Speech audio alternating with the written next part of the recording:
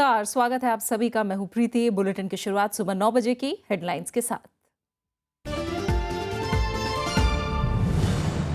राज्यसभा में धन्यवाद प्रस्ताव पर चर्चा का प्रधानमंत्री देंगे जवाब। कांग्रेस की सरकार को घेरने की तैयारी। व्हिप जारी कर सांसदों को सदन में मौजूद रहने का निर्देश। भारतीय मानक ब्यूरो को राष्ट्रीय इकाई का दर्जा दिलाने का रास्ता साफ। संसद से विधेयक पारित। आयात निर्यात वाले उत्पादों को BIS लेना होगा अनिवार्य। आपराधिक मामलों में MP MLA की सदस्यता कैसे हो रद्द? सुप्रीम कोर्ट की संविधान पीठ करेगी फैसला। याचिका में आरोप तय होते ही अयोग्य ठहराने की मांग।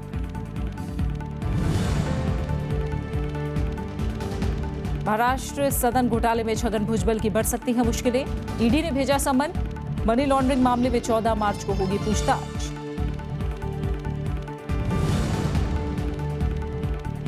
बातचीत के लिए कश्मीर नहीं होनी चाहिए शर्त। ब्रिटेन की पाकिस्तान को नसीहत। विदेश मंत्री फिलिप हैमंड ने कहा, पठानकोट हमले की जांच में तेजी लाए पाकिस्तान।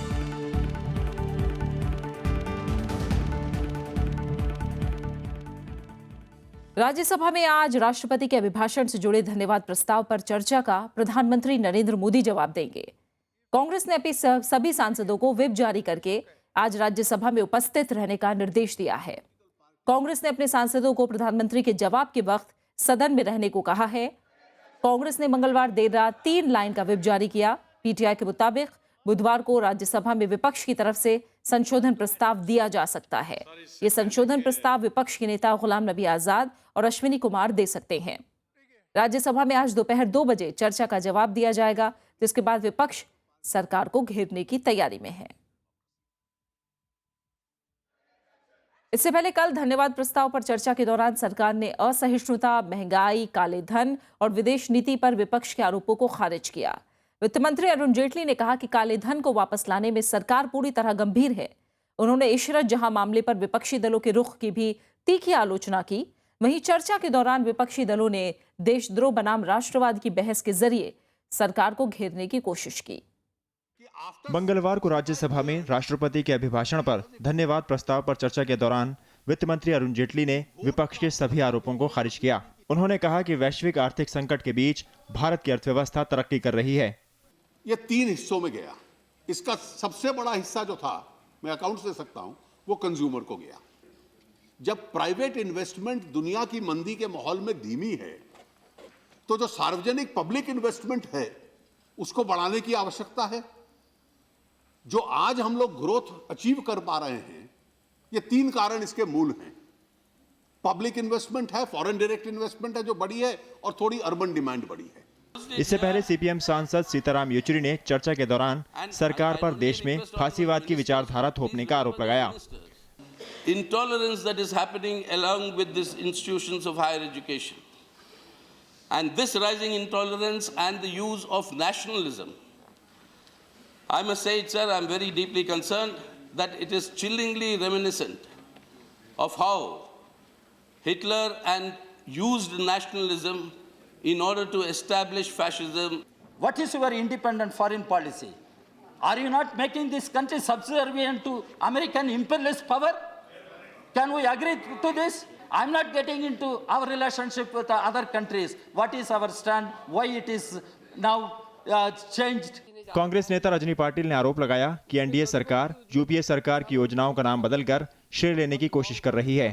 आसाम गैस क्रैकर हो, मंगलयान हो, जम्मू कटरा रेलवे हो, ये सभी हमारे प्रोजेक्ट्स जिसको लेबलिंग सिर्फ अभी फिर कर दिया, लेबल करके रिपैक करके देश के सामने रखा गया कि हमने ये किया है। चर्चा के दौरान कई अन्य दलों के सांसदों ने भी असहिष्णुता को लेकर राष्ट्रवाद का मुद्दा उठाया। पंचानन मिश्रा के साथ विशाल दहिया, राज्यसभा TV। भारतीय मानक ब्यूरो विधेयक 2015 को कल राज्यसभा से सर्वसम्मति से मंजूरी मिल गई। विधेयक का मकसद भारतीय मानक ब्यूरो को देश की राष्ट्रीय मानक संस्था के रूप में स्थापित करना है। इसमें सामग्री और प्रक्रियाओं के अलावा वस्तुओं, सेवाओं और प्रणालियों को मानक तंत्र के दायरे में लाने का भी प्रावधान है। लोकसभा से ये विधेयक पहले ही पारित हो चुका है। भारतीय मानक ब्यूरो विधेयक 2015 को राज्यसभा में सर्वसम्मति से मंजूरी मिल गई। बिल को तमाम दलों का समर्थन मिला। where India can stand itself, say that Indian standards are accepted throughout the world because we are following the international norms which are fixed up by various membership in various organizations. And also we are telling that how reciprocally we are going to accept other standards. क्या guarantee है कि जो licence मांगेगा वो मानक पूरे उसके होने पर ही लाइसेंस दिया जाएगा? ये कहाँ पर से गारंटी है? आखिर कौन सा ऐसे मानक आप फिक्स कर रहे हैं कि ये मानक कंप्लीट कर लेंगे तब आपको लाइसेंस मिलेगा? केंद्रीय उपभोक्ता और खाद्य प्रसंस्करण मंत्री रामविलास पासवान ने सांसदों को आश्वस्त किया कि बिल में सभी उपभोक्ताओं के हितों का पूरा ख्याल रखा गया है। हमने कहा इंपोर्टेड सामान आएगा, हम हर कोई अलाउ नहीं करेंगे। BIS का स्टैंडर्ड जो है उसको लेना पड़ेगा। जो बाहर में सामान जाएगा उसको BIS का स्टैंडर्ड क्या कहते हैं कि उसको उसके अनुसार में होना पड़ेगा। और भी मानते हैं बिल के कानून बनने के बाद उपभोक्ताओं को ISI प्रमाणित उत्पाद हासिल करने में मदद मिलेगी और घटिया उत्पादों के आयात से बचा जा सकेगा। बिल से केंद्र सरकार को ज्यादा उत्पादों और सेवाओं को मानकीकरण के दायरे में लाने का अधिकार देने का प्रावधान है।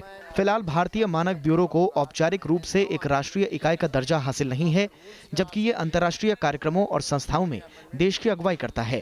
बिल को लोकसभा की मंजूरी पहले ही मिल चुकी है। विशाल दहिया, राज्यसभा टीवी। राज्यसभा में आज देश की मौजूदा कृषि संकट पर चर्चा होगी। इस दौरान महाराष्ट्र में किसानों की आत्महत्या का मुद्दा भी उठ सकता है।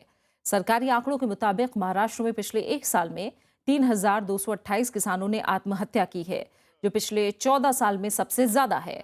कांग्रेस सांसद प्रमोद तिवारी चर्चा की शुरुआत करेंगे। हाल ही में महाराष्ट्र, मध्य प्रदेश, राजस्थान समेत कई राज्यों में बेमौसम बारिश और ओलावृष्टि से फसलों को हुए भारी नुकसान का मामला भी सदन में उठ सकता है। कर्मचारी भविष्य निधि यानी EPF से पैसा निकालने पर अब टैक्स नहीं लगेगा। विपक्ष के विरोध के बाद वित्त मंत्री अरुण जेटली ने कल लोकसभा में यह ऐलान किया। विपक्षी दलों ने कहा कि श्रमिक विरोधी इस प्रस्ताव को वापस लेना जरूरी था। EPF से पैसा निकालते वक्त अब कर्मचारियों को टैक्स नहीं देना होगा। वित्त मंत्री अरुण जेटली ने मंगलवार को लोकसभा में कहा कि EPF पर टैक्स प्रस्ताव वापस लेने का फैसला किया गया है। वित्त मंत्री ने कहा कि कर्मचारियों को पेंशन के दायरे में लाने के लिए कई सुझाव आए हैं और सरकार इन पर गौर करेगी। In view of the representations received, the government would like to do a comprehensive review of this proposal, and therefore I withdraw the proposal in paragraph 138 and 139 of my budget speech. The proposal of 40% exemption given to NPS subscribers at the time of withdrawal remains. विपक्षी दल शुरू से ही इस प्रस्ताव का विरोध कर रहे थे। कांग्रेस उपाध्यक्ष राहुल गांधी ने कहा था कि वो इसे वापस लेने के लिए सरकार पर पूरा दबाव बनाएंगे। Whenever somebody is being oppressed wrongly or acted against wrongly or victimized, I tend to try and help those people. So yes, I felt salaried people, middle class people were being hurt by the government, and so I decided to put some pressure on the government, and I'm very happy that they've got some relief. पश्चिम बंगाल की मुख्यमंत्री ममता बनर्जी ने इसे आम लोगों की जीत बताया है। भारतीय मजदूर संगठन समेत कई ट्रेड यूनियनों ने इस पर नाराजगी जाहिर की थी। उनका कहना था कि प्रस्ताव गैर वाजिब है। गैर वाजिब प्रस्ताव था, लाया नहीं जाना चाहिए था। लाने के बाद सरकार ने वापस लिया। लोगों की जो आवाज उठी उसका उन्होंने स्वीकार किया, इसलिए हम उसका धन्यवाद करते हैं। वित्त मंत्री ने बजट भाषण में इस साल 1 अप्रैल के बाद EPF से कुल राशि का 60% निकालने पर कर लगाने की बात कही थी। हालांकि इस पर टैक्स छूट पाने के लिए इस राशि को फिर से निवेश करना जरूरी था। प्रणव गोस्वामी के साथ मोहम्मद फातिह टीपू, राज्यसभा टीवी। अंतर्राष्ट्रीय महिला दिवस के मौके पर कल संसद के दोनों सदनों में महिला सांसदों ने एक सुर में महिला आरक्षण विधेयक को जल्द पारित करने की मांग की। कांग्रेस अध्यक्ष सोनिया गांधी ने लोकसभा में कहा कि महिलाओं को उनका जायज हक मिलना चाहिए। सरकार ने कहा कि वो महिला आरक्षण बिल पर आम राय बनाने की कोशिश कर रही है। माननीय सदस्यगण, अंतर्राष्ट्रीय महिला दिवस के मौके पर मंगलवार को लोकसभा अध्यक्ष सुमित्रा महाजन ने सदन में सभी सदस्यों को बधाई दी। स्त्री शिक्षित होती है, स्त्री सामाजिक बातें समझती है, राष्ट्र निर्माण में आगे होती है, तो कहीं ना कहीं हम जैसे बोलते हैं पूरा परिवार, पूरा राष्ट्र संपन्न होगा। और इस दृष्टि से हम सभी लोग इसमें सहभागी होंगे। सभी लोग इसमें सहमति जताएंगे, ये मैं मानती हूँ। आप सभी को फिर शुभकामनाएं। इस मौके पर बोलते हुए कांग्रेस अध्यक्ष सोनिया गांधी ने कुछ राज्यों में पंचायत चुनाव लड़ने के लिए न्यूनतम शैक्षिक योग्यता को अनिवार्य बनाने की आलोचना की। Maximum governance is anchored in the deepening of our democratic and liberal values. Madam Speaker, surely maximum governance also means giving us women our legitimate due, namely the long-awaited Women's Reservation Bill. महिला सांसदों ने समाज और परिवार में महिलाओं के प्रति हो रहे भेदभाव को लेकर चिंता जताई। बस में स्पेशल सीट वुमेन के लिए नहीं चाहिए। हम लोग बस चलाना चाहते हैं। आप बोलेंगे आप लेडीज फर्स्ट, आप सामने जाइए। नहीं, हम लोग कंधे पे कंधे मिले के चलना चाहिए। 5 लाख इनकम करने से आपका टैक्स फ्री नहीं चाहिए। 5 करोड़ इनकम करके मैं पूरा टैक्स देना चाहती हूँ। महिला सदस्यों ने देश निर्माण में स्त्री शक्ति के योगदान का जिक्र किया। साथ ही महिला सशक्तिकरण की नीतियों पर जोर देने की बात कही। Focus the entire conference on finance, women's rights and gender equality. I think what we really need to bring in the change is to making sure that every woman gets an equal right, and the research in India has to be about equal rights for man or woman. प्रधानमंत्री नरेंद्र मोदी ने अंतर्राष्ट्रीय महिला दिवस के मौके पर समाज में महिलाओं की अहम भूमिका को सराहा और उनके योगदान को सलाम किया। प्रणव गोस्वामी, राज्यसभा टीवी। राज्यसभा में भी महिला आरक्षण बिल को लोकसभा से जल्द पारित कराने की मांग उठी। दलगत राजनीति से ऊपर उठकर महिला सांसदों ने ये मांग रखी। वहीं सरकार ने उम्मीद जताई कि इस साल महिला आरक्षण बिल पारित हो जाएगा। राज्यसभा में मंगलवार को सभापति मोहम्मद हामिद अंसारी ने कहा कि भारत की संस्कृति महिलाओं को सम्मान देने की है, लेकिन हाल ही के सालों में महिलाओं के खिलाफ अपराधों में बढ़ोतरी चिंताजनक है। We cannot afford to ignore the social, political and economic contribution, enterprise and innovation of a half of our population. इसके बाद शून्यकाल के दौरान कई महिला सांसदों ने महिला दिवस के मौके पर अपनी बात रखी। We did it with pass that constitution amendment. It is pending in the Lok Sabha. I hope that this year perhaps the bill will pass. Congress की तरफ से विप्लव ठाकुर, रजनी पाटिल, अंबिका सोनी, कुमारी शैलजा और रेणुका चौधरी ने अपनी बात रखी। That it needs a certain amount of courage, commitment and dedication to the cause of women, which made the bill be passed under the aegis of the thought processes of the Congress party under Rajiv Gandhi. AIADM के सांसद शशिकला पुष्पा ने कहा कि महिला आरक्षण bill पारित कराने की बातें तो बहुत होती हैं, लेकिन ये अभी भी दूर की कौड़ी है। The commemoration and celebration of this day will be in its true sense only if we legislate 33% reservation to women in the parliament and state legislature. 8 मार्च 2010 को राज्यसभा ने ऐतिहासिक महिला आरक्षण बिल को मंजूरी दी थी। ये बिल फिलहाल लोकसभा में लंबित है। बिल के कानून बनने पर संसद और विधान मंडलों में महिलाओं के लिए 33% सीटें आरक्षित हो जाएंगी। रविंद्र सिंह शौरान, राज्यसभा टीवी। अंतर्राष्ट्रीय महिला दिवस के मौके पर कल राष्ट्रपति प्रणब मुखर्जी ने साल 2015 के लिए 15 महिलाओं और 7 संगठनों को नारी शक्ति पुरस्कार से सम्मानित किया। इस मौके पर राष्ट्रपति प्रणब मुखर्जी ने कहा कि महिलाओं को घर और कार्यस्थलों में काम करने की पूरी आज़ादी होनी चाहिए। राष्ट्रपति ने कहा कि आज के युग में महिलाओं के खिलाफ बर्बर आचरण और हिंसा बर्दाश्त नहीं की जा सकती। समाज के कमजोर और वंचित वर्ग की महिलाओं के कल्याण में योगदान देने वाली महिलाओं और संगठनों को हर साल ये सम्मान दिया जाता है। खबरें जारी हैं, लौट रहे हैं एक छोटे से ब्रेक के बाद।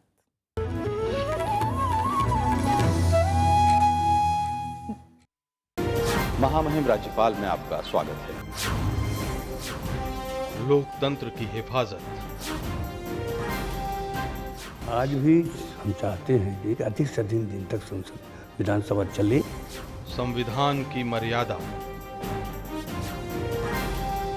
हमारे संविधान के द्वारा कानून बनाने वाला और कानून पर अमल करने वाला और कानून का अर्थ लगाने वाले संस्थाएं बनाई हैं। जनता के हित का पक्का है वादा। जानिए शिखर पुरुषों का हाल, देखिए महामहिम राज्यपाल सिर्फ राज्यसभा टेलीविजन पर।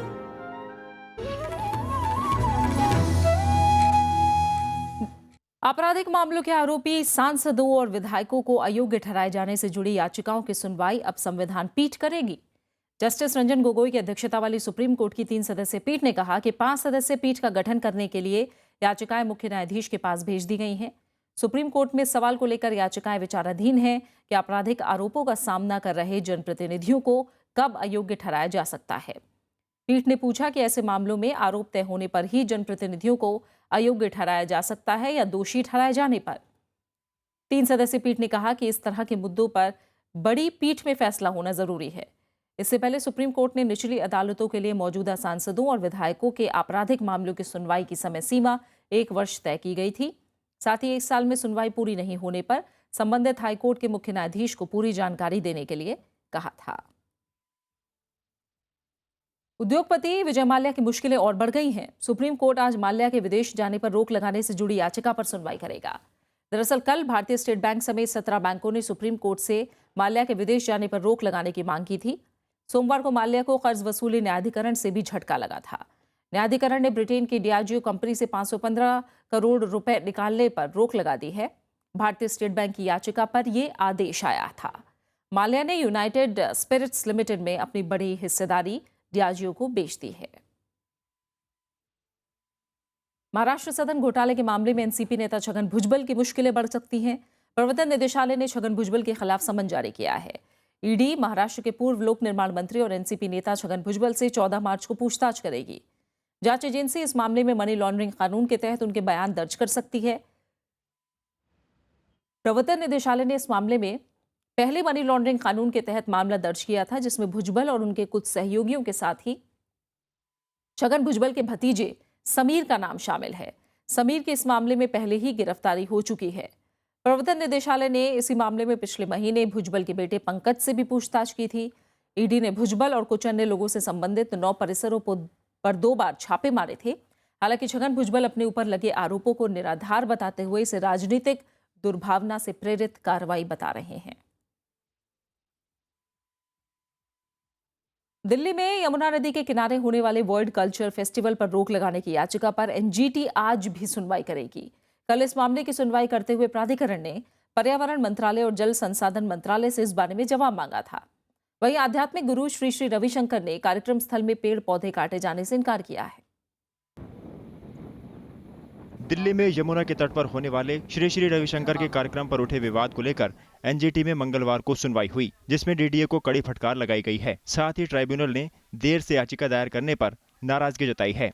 एनजीटी ने इस बारे में पर्यावरण मंत्रालय और जल संसाधन मंत्रालय से भी सवाल पूछा है कि एक ग्रास का ब्लेड, एक छोटा सा बुश, एक छोटा सा ट्री वहां नहीं छोड़ा गया।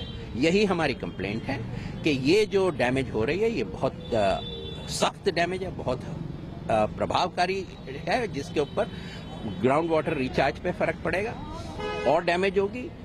दिल्ली पहुंचा आध्यात्मिक गुरु श्री श्री रविशंकर ने कार्यक्रम स्थल पर पेड़ काटे जाने के आरोपों से इनकार किया है। हम चाहते हैं जमुना साफ हो, हम चाहते हैं सब लोग मिलजुल के इसका करें। हम पर्यावरण को हम दोषित नहीं करेंगे। मैं आपसे फिर से कहूंगा, हमने एक पेड़ भी नहीं काटे वहाँ, जहाँ तक मेरे जानकारी में है।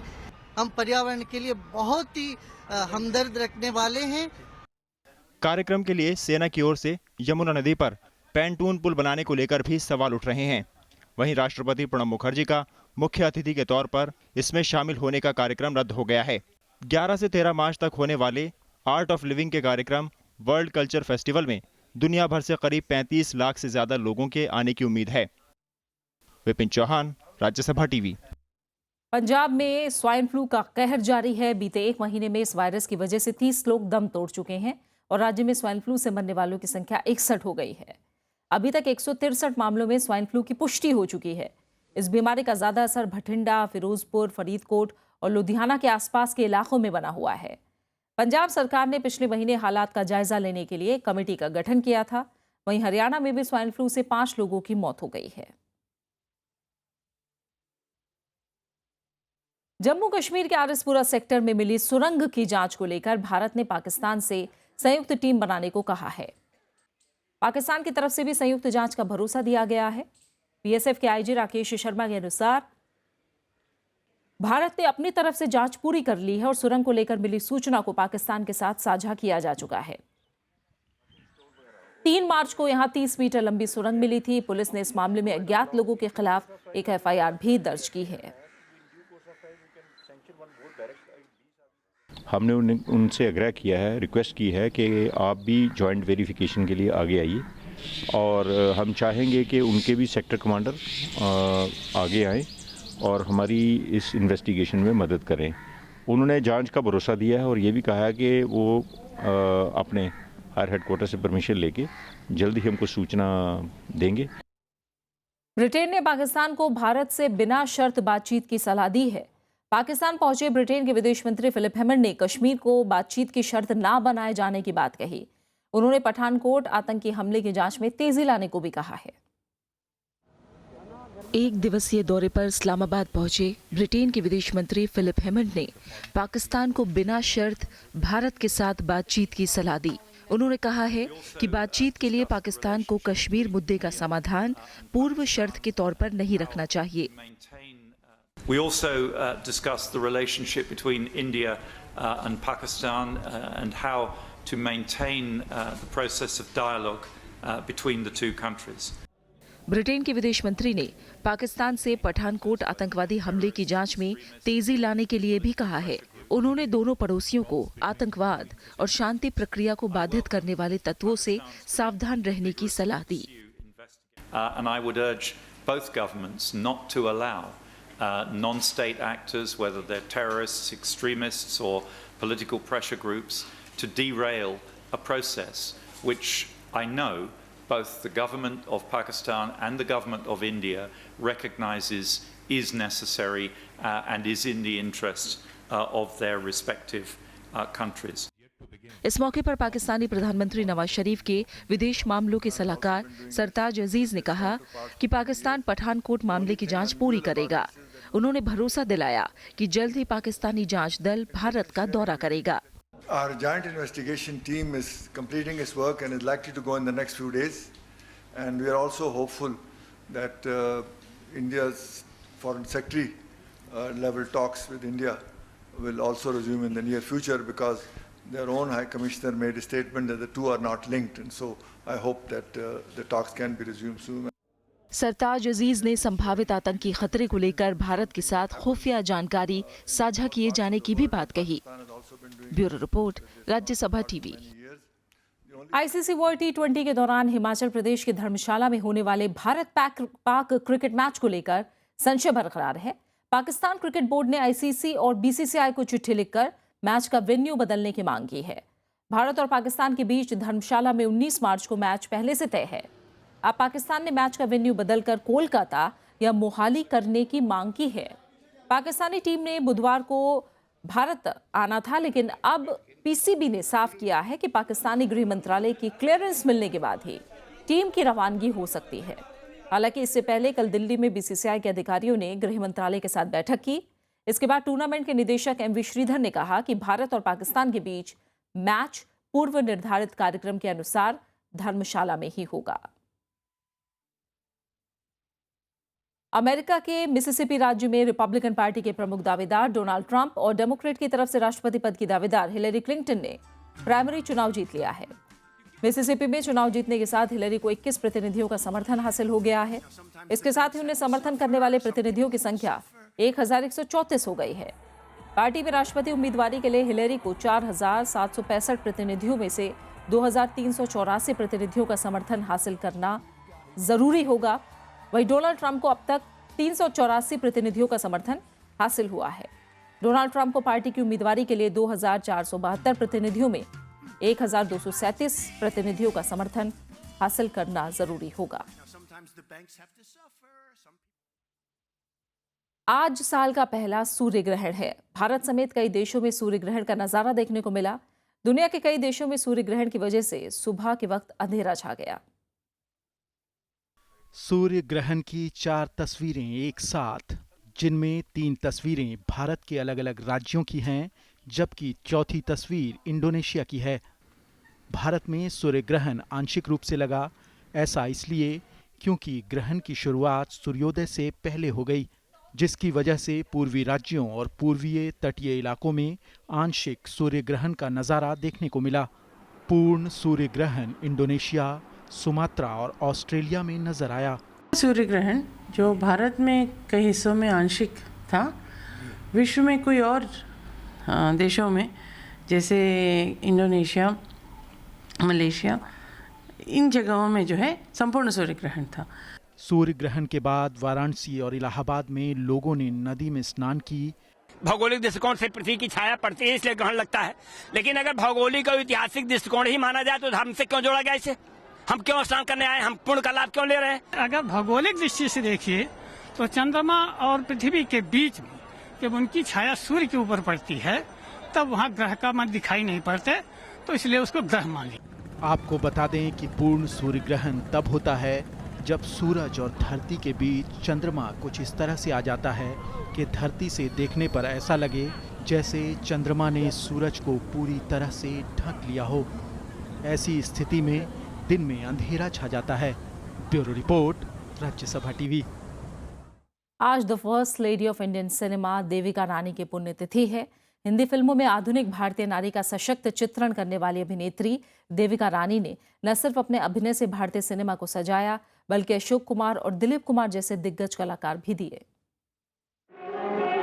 देविका रानी का नाम लेते ही वो तस्वीर सामने आती है जो आज की नारियों से भी ज्यादा आधुनिक और स्वतंत्र थीं। नामी गिरामी परिवार से संबंध रखने वाली देविका रानी ने अपनी पढ़ाई इंग्लैंड से की। इसके बाद royal academy of dramatic art और रॉयल एकेडमी ऑफ म्यूजिक से अभिनय और संगीत की शिक्षा ली। इस बीच उनकी मुलाकात हिमांशु राय से हुई। उन दिनों वो जर्मनी में एक डॉक्यूमेंट्री बना रहे थे। देविका जी की प्रतिभा देखकर उन्होंने उन्हें इस प्रोजेक्ट में काम करने का मौका दिया। इसी दौरान दोनों शादी के बंधन में भी बंध गए। उन्होंने देविका रानी के साथ पहली भारतीय अंग्रेजी फिल्म कर्मा बनाई। इस बीच हिमांशु राय ने मुंबई में बॉम्बे टॉकीज की स्थापना कर ली थी। इसी बैनर के तले बनी 1936 की फिल्म अछूत कन्या ने जातिगत भेदभाव से जूझ रहे भारतीय समाज को संदेश दिया। बन का पंछी बन के संग डोलूं रे। अशोक कुमार के साथ देविका रानी ने जीवन प्रभात, इज्जत, वचन और दुर्गा जैसी फिल्में दी। तुम बुलाओ या न बुलाओ, मैं तो आऊंगी। बुलाने चलाने का काम माँ और बाबूजी कर रहे हैं। अच्छा, तो कल ससुराल जाओगे? हाँ। 1940 में हिमांशु राय के देहांत के बाद बॉम्बे टॉकीज की बागडोर देविका जी ने अपने हाथ में ले ली।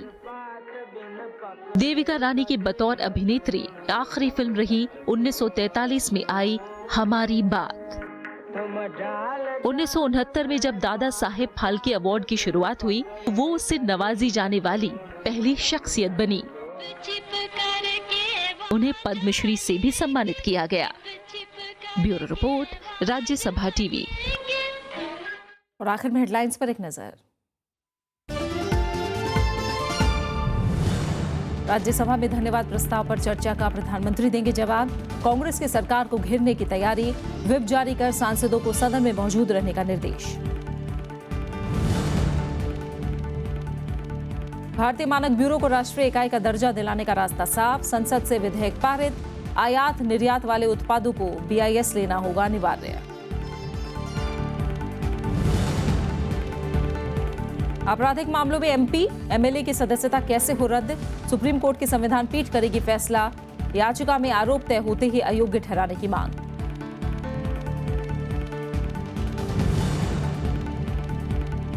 महाराष्ट्र सदन घोटाले में छगन भुजबल की बढ़ सकती है मुश्किलें, ED ने भेजा समन। मनी लॉन्ड्रिंग मामले में 14 मार्च को होगी पूछताछ।